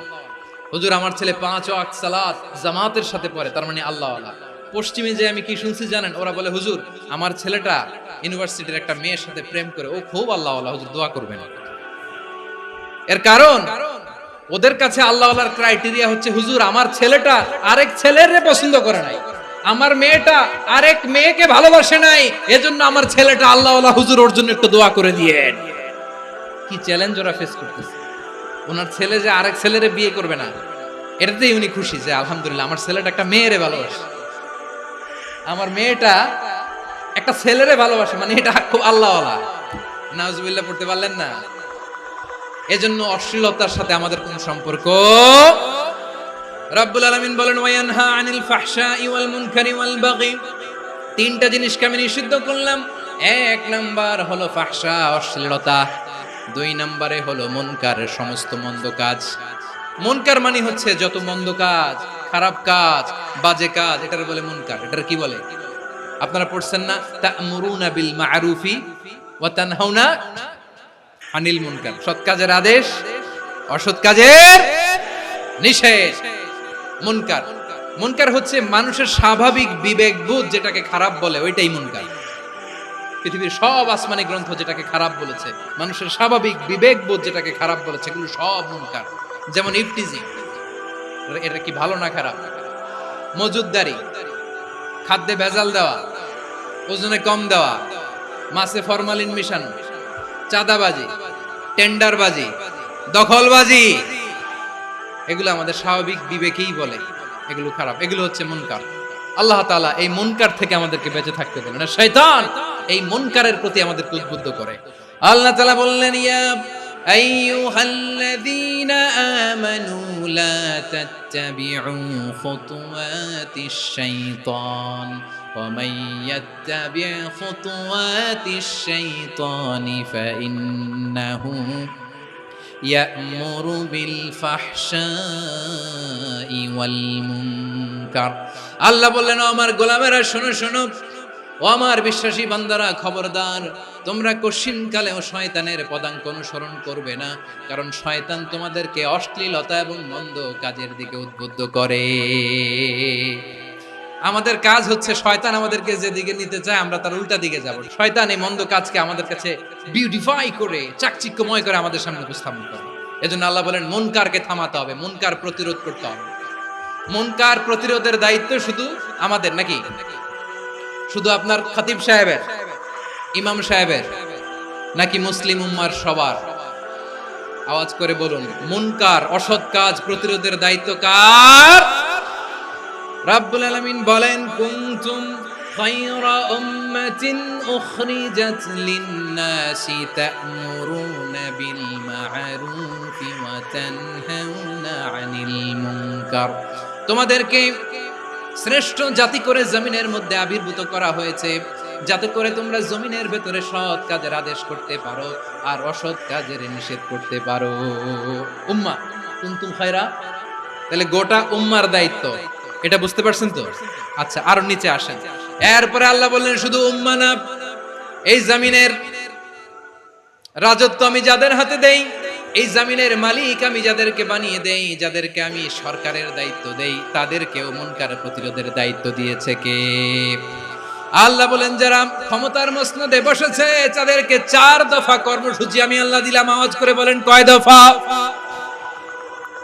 আল্লাহ বলেন, আল্লাযীনা ইম্মাক্কান্নাহুম ফিল আরদি আকামুস সালাতা ওয়া আতাউজ যাকাতা ওয়া আমারু বিল মা'রুফি ওয়া নাহাউ আনিল মুনকার ওয়া লিল্লাহি আকিবাতুল উমুর। যারা এই জমিনের উত্তরাধিকার হয়েছে তারা 4 দফা কর্মসূচি নিয়ে সামনে আগাবা।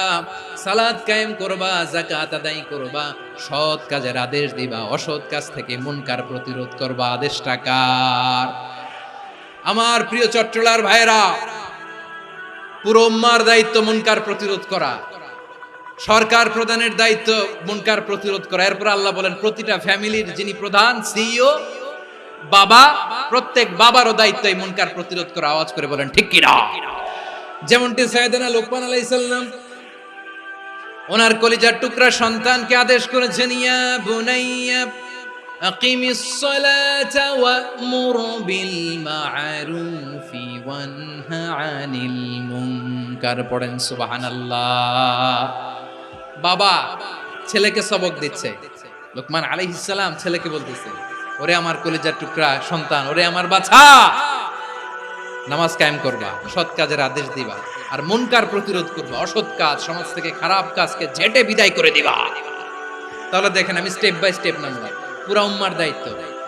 জমিনের উত্তরাধিকারী আল্লাহ যাদেরকে বানিয়েছেন সরকার, তাদের দায়িত্ব, প্রতিটি ফ্যামিলির প্রধানের দায়িত্ব। এরপরে বিশ্বনবী বলেন সচেতন প্রতিটি মুসলিমের দায়িত্ব সমাজ থেকে মুনকারকে উৎখাত করা। বিশ্বনবী বলেছেন মান রাআ মিনকুম মুনকারান ফালিয়ুগাইয়িরহু বিয়াদিহি ফাইন লাম ইস্তাতি ফাবিলিসানিহি ওয়া ইন লাম ইস্তাতি ফাবিকলবিহি ওয়া যালিকা আযআফুল ঈমান। সমাজে যে মুনকার দেখবে, খারাপ কাজ দেখবে, সেজন্য হাত দিয়ে সেটাকে থামায়। আমার প্রিয় ভাইরা, না থামালে আমরাই ডুববো শেষমেশ। আমাদের বাঁচার জন্য হইলেও থামাইতে হবে। রব্বুল আলামিন বলেন ওয়াত্তাকু ফিতনাতাল লা তুসিবান্নাল্লাযীনা যালামু মিনকুম খাসসা। ও আমার গোলামেরা, ওই আযাবকে ভয় করো যে আযাব যখন আমি জমিনের বুকে পাঠাই শুধু জালেমদেরকেই মারি না, আলেমদেরকেও মারি। আযাব যখন আসে তখন শুধু জালিমই মরে না, আলেমও মরে। জানেন মুসা আলাইহিস সালামের পায়ে একবার একটা লাল পিঁপড়া, তো উনি রেগে মেগে পাশি দেখে লাল পিঁপড়ার বাসা, পা দিয়ে ডলে মুছে সবগুলো পিঁপড়া মেরে ফেলছে। এই ঘটনাটা আল্লাহ ঘটিয়েছেন। এজন্য মুসা আলাইহিস সালাম ছিলেন কালিমুল্লাহ, সরাসরি আল্লাহর সাথে কথা বলতেন। তিনি আল্লাহকে জিজ্ঞেস করেছিলেন, আল্লাহ তুমি যখন কোনো জনপদে আযাব পাঠাও, শাস্তি দাও, ওখানকার শুধু জালেমরাই তো মরে না, ভালো মানুষগুলাও মরে, তো আযাব দিবা মুশরিকদের উপর দিবা, অবাধ্যদের উপর দিবা, ভালো মানুষগুলারে মারো কেন? আল্লাহ বললেন, মুসা তোমার যে কামড় দিছিল পায়ের মধ্যে পিঁপড়া, কয়টা পিঁপড়া? একটা পিঁপড়া, তো সবগুলারে মারলা কেন? রেগে মেগে পুরো পিঁপড়ার বাসা ভেঙে মেসাকার করলা কেন? আমি যখন অ্যাকশনে যাই, আমি যখন শাস্তি দেই, তখন এত বাস বিচার করা হয় না, বাস বিচার করা যায় না। যখন অ্যাকশনে যাওয়া হয় ওইটা ডাইরেক্ট অ্যাকশন হয়ে যায়। চিল্লায় বলো ঠিক কি না? এজন্য আমাদের বাঁচার জন্য হলেও এই পাপ থামাতে হবে, এই শয়তানের অট্টহাসি থামাতে হবে, অন্যায় অপরাধ সমাজ থেকে আমাদের থামাতে হবে। কারণ আযাব আসলে ওরাও মরবে, আমরাও মরব। একটা জাহাজ 2 তলা, আপনি আছেন 2য় তলায়। নিচের তলার কিছু লোক জাহাজের তলা ছিদ্র করতে আরম্ভ করছে। কি ছিদ্র করতেছে? আচ্ছা, জাহাজের তলা ছিদ্র করলে তলা দিয়ে কি ঢুকে? এখন আপনি যদি বলেন আমার কি, আমি তো 2 তলায়, আমি তো ভালো আছি, ওরা ছিদ্র করে ওরা মরবে। আসলে কি শুধু ওরা মরবে? তলা দিয়ে যখন পানি ঢুকবে, জাহাজ ডুবলে আপনিও মরবেন। এজন্য নিজে মরার আগে ওই পাগলগুলোর নিচতলায় যে থামাতে হবে। চিল্লায় বলেন ঠিক কি না? এজন্য আল্লাহ বললেন মুনকার প্রতিরোধের দায়িত্ব সমাজের টপ টু বটম সবার। এজন্য মুনকার প্রতিরোধ করার দরকার আছে না নাই? সমাজে এই যে ইফটিজিং হয়, আপনার বোনের বয়সী একটা মেয়েকে কিছু বখাটে টিটকারি করে, এই বলে সেই বলে, নোংরা কথা বলে, রাস্তায় দেখেও আপনি পাশ দিয়ে না দেখার মতো চলে যান কেন? আপনি দাঁড়ান না কেন? আপনি দাঁড়ালেই তো থেমে যাবে, কারণ সত্যের যে শক্তি তার সামনে মিথ্যা মুখ থুবড়ে পড়ে। আপনার সামনে ও কিছুই না, নাথিং। আপনি দাঁড়ান, ওকে প্রশ্ন করেন যে আমার বোনকে তুমি ডিস্টার্ব করো কেন? আপনাকে দেখে আরো 5 জন দাঁড়াবে, 5 জনকে দেখে আরো 10 জন দাঁড়াবে। আমাদের নীরবতা আর আমাদের নিশ্চুপ থাকাই জালিমদেরকে আরো শক্তিশালী জালিম বানিয়েছে। এজন্য মুনকার প্রতিরোধের দায়িত্ব আমাদের সবার। টেন্ডারবাজি, চাঁদাবাজি, দুর্নীতি, অপরাধ, দখলদারিত্ব, মজুদদারি, এগুলো সবকিছু একসাথে প্রতিরোধ করতে হবে। ঠিক কিনা বলেন? একটা মানবিক সমাজ যদি চাই, প্রতিরোধ করতে হবে। প্রিয় ভাইয়েরা, আল্লাহর শপথ নিয়ে বলি, এই নাসিহাতগুলো সবার জন্য, সব দলের জন্য, সব মতের মানুষের জন্য। আমরা কোনো দলের প্রতি মানুষকে ডাকি না, আমরা ডাকি ইসলামের দিকে। সব দলের, সব মতের, সব মানুষদেরকে আমরা আহ্বান জানাই, আসুন আমরা একটা সুন্দর সমাজ বিনির্মাণ করি। এই যে নতুন বাংলাদেশের এক সুযোগ এসেছে, আর জীবনে হয়তো আসবে না, সামনের 100 বছর এই সময় আসবে না। আসুন দেশটাকে আমরা সাজাই, আসুন আমরা দুর্নীতি বন্ধ করি, আসুন আমরা চাঁদাবাজি বন্ধ করি, আসুন আমরা দখলদারিত্ব বন্ধ করি, আসুন আমরা এক দল আরেক দলকে নিশ্চিহ্ন করার যে রাজনীতি, এটা বন্ধ করি। সব দলের প্রতি আমার আহ্বান, আমরা চাঁদাবাজ মুক্ত বাংলাদেশ চাই, জুলুম মুক্ত বাংলাদেশ চাই, ফ্যাসিজম মুক্ত বাংলাদেশ চাই, গুণ খুন খারাপি মুক্ত বাংলাদেশ চাই। আমরা নতুন ভোরের বাংলাদেশ চাই। ওই বাংলাদেশ পাওয়ার জন্য মুনকার প্রতিরোধে, অন্যায় প্রতিরোধে যদি বাঘের বাচ্চার মতো আবু সাইদের মতো দুই হাত উঁচু করে বুককে টান টান করে প্রসারিত করে দাঁড়াতে হয়, রাজি আছো মুসলমান? রাব্বুল আলামিন বলেন ওয়ায়ানহা আনিল ফাহশাই ওয়াল মুনকারি ওয়াল বাগি ইয়াইযুকুম লাআল্লাকুম তাযাক্কারুন। আল্লাহ বললেন আমি অশ্লীলতাকে নিষেধ করি, আমি সব ধরনের মন্দ কাজকে নিষিদ্ধ করি, সব শেষে আমি সীমা লঙ্ঘনকে তোমাদের জন্য নিষিদ্ধ করি। নিষিদ্ধ করেছেন কয়টা জিনিস? এক নম্বরে অশ্লীলতা, দুই নম্বরে মুনকার তথা সব মন্দ কাজ, তিন নম্বরে আল বাগি সীমা লঙ্ঘন, ক্রসিং দ্য লিমিট। সীমা লঙ্ঘন করা ভালো না। We all should know our limits. চিল্লায় বলেন ঠিক কিনা? একই আয়াতে আল্লাহ বললেন কুল ইন্নামা حرم ربي الفواحش ما ظهر منها وما بطن والإثم والبغي بغير الحق। অন্যায় ভাবে যে অবাধ্য হয়, যে সীমা লঙ্ঘন করে, তাদেরকেও আমি এটা হারাম করে দিলাম। সীমা লঙ্ঘন করা হারাম। আল্লাহ বারবার বারবার আমাদেরকে ওয়ার্নিং দেয়। যখন আমরা থামি না তখন আল্লাহ ধরে, আর যখন ধরে তখন ছাড়ে না।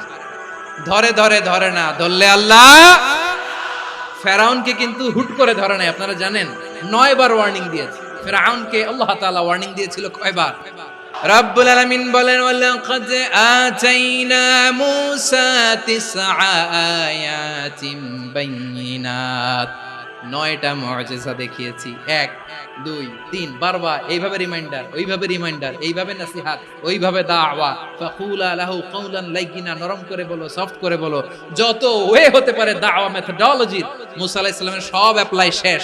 10ম বারে যে আল্লাহ ধরছে, 10ম বারে যে ধরেছে। এজন্য আল্লাহ বলেন আমি সীমা লঙ্ঘনকে পছন্দ করি না। কোরআনের অন্য আয়াতে বাগীকে বলা হয়েছে আল ইতিদা। সীমা লঙ্ঘন যারা করে তাদেরকে আল্লাহ বলেছেন মুতাদিন। ওয়াকাতিলু ফি সাবিলিল্লাহিল্লাযীনা ইউকাতিলুনাকুম ওয়ালা তা'তাদু ইন্নাল্লাহা লা ইউহিব্বুল মুতাদিন। আমি সীমা লঙ্ঘনকারীদেরকে কোশ্চিনকালেও পছন্দ করি না। আমরা যেন সীমা লঙ্ঘন না করি। রাজি আছেন তো? যে কোনো ক্ষেত্রে ইবাদতে যেন সীমা লঙ্ঘন না করি। অনেকে আমরা ইবাদতে সীমা লঙ্ঘন করে ফেলি। বিশ্বনবী সাল্লাল্লাহু আলাইহি ওয়াসাল্লাম যেটা শিখিয়েছেন এর বাইরে যে অতিরিক্ত বুজুর্গ হতে চায়, এরকম আছে না নাই? কোন ক্ষেত্রেই সীমা লঙ্ঘন করা যাবে, এমনকি যুদ্ধ ক্ষেত্রেও না। বিশ্বনবী সাল্লাল্লাহু আলাইহি ওয়াসাল্লাম বলেন খবরদার যুদ্ধ ক্ষেত্রেও সীমা লঙ্ঘন করো না। কি সুন্দর ইসলাম আমরা পেয়েছি। বিশ্বনবী বলেন খবরদার যুদ্ধের ময়দানে কোনো নারীর গায়ে হাত তোলো না, কোনো শিশুর গায়ে হাত তোলো না, কোনো গবাদি পশু হত্যা করো না, কোনো শস্য ক্ষেত্র ধ্বংস করো না, ইবাদতরত অন্য ধর্মের কোনো সন্ন্যাসীর গায়ে হাত তুলো না। বলেন সুবহানাল্লাহ। তাহলে আমরা সীমা লঙ্ঘন করতে পারবো। প্রিয় ভাইরা, একটা সুখী, সমৃদ্ধ, শান্তির সমাজ, মানবিক সমাজ যদি আমরা গঠন করতে চাই, আমাদের আল্লাহর দেয়া কয়টা আদেশ মানতে হবে বলেন দেখি? আর বেঁচে থাকতে হবে কয়টা জিনিস থেকে? আল্লাহর আদেশ কি? 1 নাম্বার আদাল, ন্যায়পরায়ণতা। আমরা সুবিচার, সুশাসন, ন্যায় বিচার চাই কি চাই না? 2 নম্বরে কি ছিল? মাশাআল্লাহ, আমরা যেন সবার প্রতি দয়া পরবশ হই, ইহসান করি। 3 নম্বরে কি ছিল? নিকটাত্মীয়দের দান করা, তাদের অধিকার প্রাপ্য বুঝিয়ে দেওয়া। পাশাপাশি 3টা জিনিস থেকে আল্লাহ বারণ করেছেন, নিষেধ করেছেন। তার প্রথমটা ফাহশা, অশ্লীলতা। অশ্লীলতার সাথে আমাদের কোনো সম্পর্ক। 2 নম্বর নিষেধাজ্ঞা কি ছিল? আল মুনকার, সমাজের যত মন্দ কাজ এগুলোকে আমরা প্রতিরোধ করব। রাজি আছেন তো সবাই? 3 নম্বরে আল বাগী, সীমালঙ্ঘন। কোন মুসলিম সীমালঙ্ঘন করে না। রাব্বুল আলামিন শেষে বললেন ইয়াইদুকুম লাআল্লাকুম তাযাক্কারুন। আল্লাহ তোমাদেরকে উপদেশ দেন যাতে তোমরা শিক্ষা গ্রহণ করো। আমরা উপদেশ দেব, আমরা জোর করে কাউরে কিছু মানাতে চাই না। লা ইকরাহা ফিদ্দিন ওয়া যাক্কির ফা ইন্না যিকরা তানফাউল মুমিনিন। উপদেশ দিলে এটা মুমিনদের কাজে দেয়। লাস্তা আলাইহিম বিমুসাইতির ইন্নামা আনতা মুযাক্কির। নবী হে, আপনি রিমাইন্ডার দাতা, আপনি উপদেশ দিবেন। আমরাও বিশ্বনবীর এই হাদিসগুলো থেকে, কোরআনের আয়াত থেকে রিমাইন্ডার, এই কথামালা, বাণী বাহক হিসেবে এই বাণীগুলো আপনাদের সাথে কাছে পৌঁছে দিলাম। আমরা আল্লাহ তাআলার কাছে প্রার্থনা করি, আল্লাহ আমরা যেন আদল দিয়ে আমাদের সমাজকে গঠন করতে পারি। আল্লাহ আমরা যেন ইহসান করতে পারি, আমরা যেন নিকটাত্মীয়দের দান করতে পারি। আল্লাহ যত ধরনের অশ্লীলতা, অনাচার, মন্দ কাজ, সীমালঙ্ঘন, অবাধ্যতা থেকে যেন আমরা বেঁচে থাকতে পারি। আল্লাহ তাআলা আমাদের সবাইকে কথাগুলো বোঝার ও আমল করার তৌফিক দান করুক। হাযা মা ইনদি ওয়াল ইলমু ইনদাল্লাহ আলাইহি তাওয়াক্কালতু ওয়া ইলাইহি